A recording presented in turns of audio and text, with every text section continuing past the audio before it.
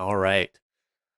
So you're busy at work, you're answering phone calls, the phones are busy, you're scheduling appointments, you're making sales, and then that one phone call happens and it's a customer with an issue and they're not very happy. All right. So what do?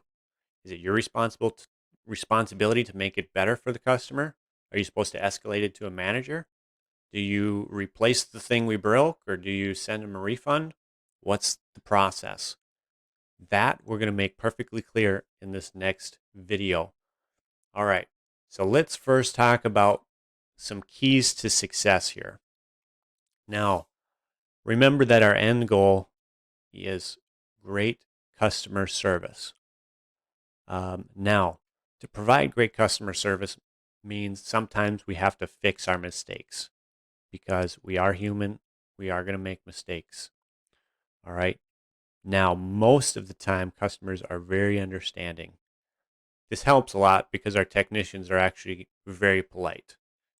If our technicians were rude, this job would be a lot harder.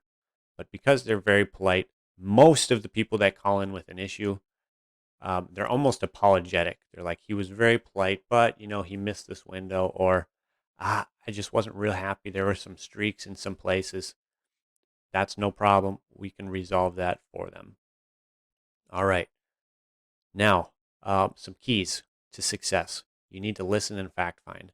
This is especially important if the customer is very, very upset. Because sometimes they call, they just have not had a very good time. They just want to dump all this information out and let them vent a little bit and expel all that energy and that frustration, and then you'll get down to the facts. And you're going to use those facts in the next step here. Key number two, that's going to make us successful at this customer service thing, is working quickly to resolve the issue while you have them on the phone. All right.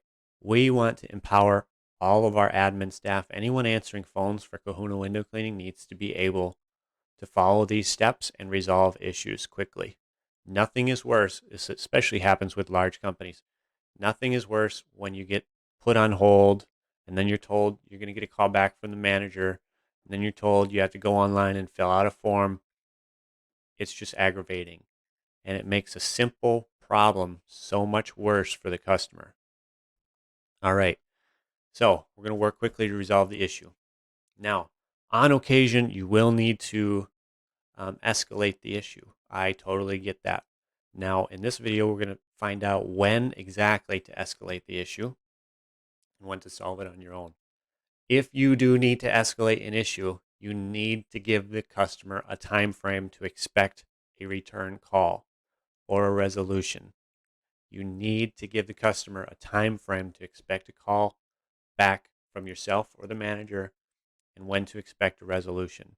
As long as the customer has a time frame, they don't mind the issue being escalated to someone else. But that part is very important. All right, let's get into it here. Everything in red is when you need to escalate. Everything in gray here is when you can solve the problem on your own. Step number one, identify the issue. That's most important because that's going to tell us, all right, are we escalating or are we solving the problem on our own here?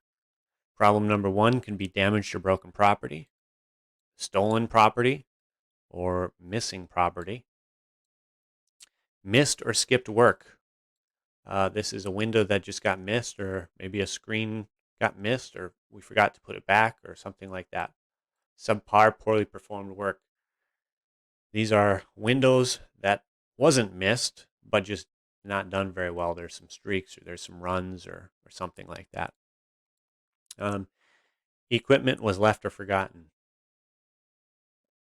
Oftentimes not necessarily a customer complaint, just kind of an FYI, but it's still an NPI and still needs to be documented. Always remember to document every NPI. All right.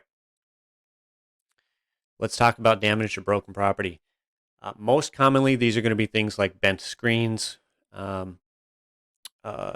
broken storm windows, broken glass, things like that. Or if either of those two, we can repair those.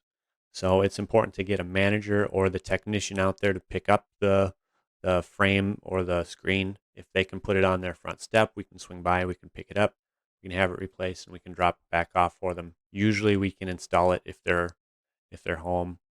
Um, that's a pretty easy fix. It just needs to be on the calendar. So you do need to schedule an appointment for the technician or for a manager to go out there, pick up the thing and replace it. If it's anything other than that, that we can't necessarily repair, but we can replace, we can discount or we can reimburse. Something like a landscape light, for example, or like a garden gnome or something. Maybe we knocked it over with a ladder and it broke. If it's something valued at $100 or less, it's on you. Go ahead, make it right with the customer. If it's valued at $100 or more, like maybe they're saying we scratched some glass, or the customer's being kind of vague or shady. Maybe they're saying we ruined their siding because of our chemical or whatever. It happens. We've had customers try to tell us this. Escalate it. Have a manager go out there, schedule a time for a manager to go out there and have a look and explain to the customer what our process is, and no, we didn't damage your siding. Your siding is oxidized, for example. All right. Always remember to give them a time frame so they know when to expect, so they're not left hanging. They don't still have questions when they get off the phone with you. Lastly, I'm going to get into how to discount and reimburse for services and stuff like that, the process for actually doing that. Let's go on to the rest of the issues here. Stolen property, knock on wood, this has never happened, but I'm putting it in here just in case it does. This is very serious. It needs to be escalated to the manager. Make sure you give the manager enough time to be able to question the technician in question and get his side of the story and fact find on our end before reaching back out to the customer. But you still need to give the customer a time frame when to expect a return call. Make sure to assure the customer that we take it very seriously. Don't necessarily admit to any wrongdoing exactly until we have all of the information collected. But you can certainly, again, apologize for the bad experience that the customer had, and let them know when to expect a return call. All right, missed or skipped work, subpar or poorly performed work. These are going to be handled pretty much identically. Step number one, as you can see, I got all the arrows, and these are going to be conducted kind of the 1, 2, 3, 4. If this, then that. If not this, then that. So we're going to schedule the technician to go back out and do a rework, ideally within 48 hours. We want to be fast. We want to handle these issues quickly. We want to get the technician out there so that he can touch up the thing before 2 weeks later when the windows are all dirty and he ends up redoing all of the windows, right? Get him out there quickly. And it's going to make the customer the most happy too. All right. Now, let's say this is kind of starting to maybe be a repeat thing with this technician. So if it's this technician's second time missing or skipping work, if it's the second time within 2 weeks, we're going to send a manager to go out there with them.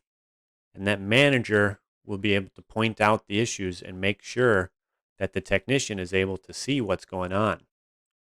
The manager is going to be expected to be able to know whether or not it's sloppy work from the technician or if it's an honest mistake. That's what we're trying to determine by sending the manager out. Now, the manager doesn't have to do the rework, but the manager does need to go out and have a look, chat with the customer, chat with the technician.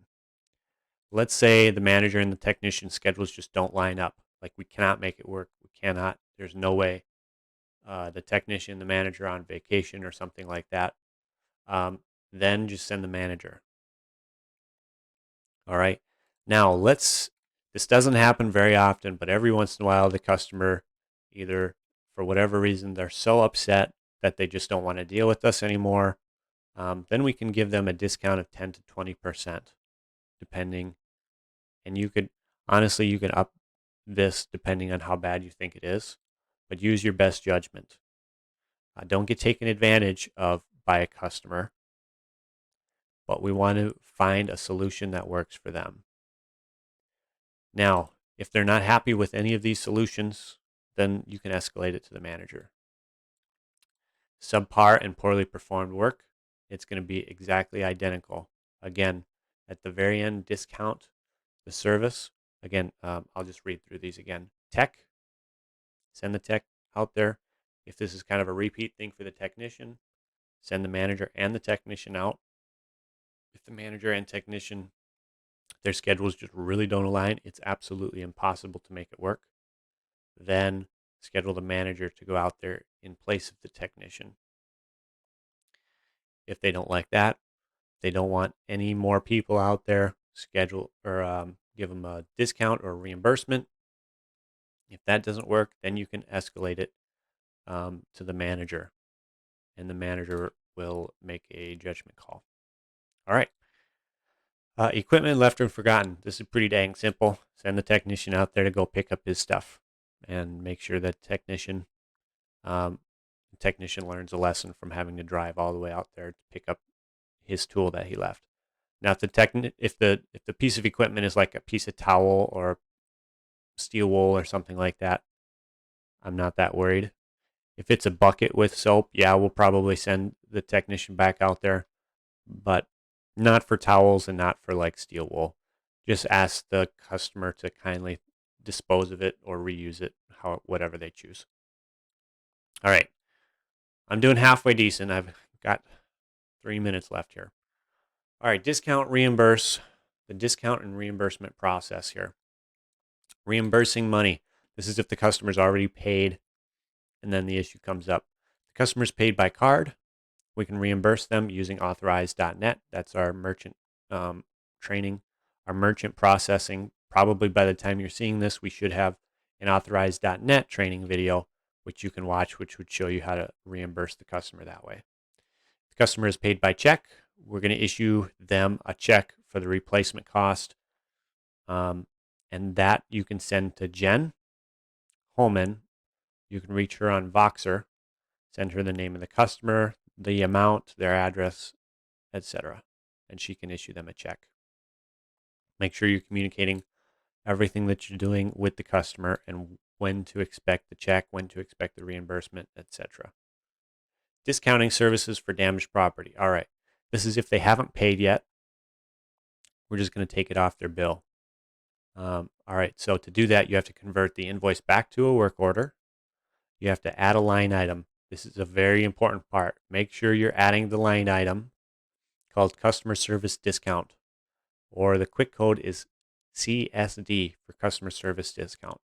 This way we can properly track all the discounts that we're giving due to customer service, and we can separate out those discounts from, oops, we made a mistake, we have to give a discount, to marketing discounts like save 10% when you bundle two services or something like that. We want to separate those discounts so when we run a report, we know why we're giving the discounts.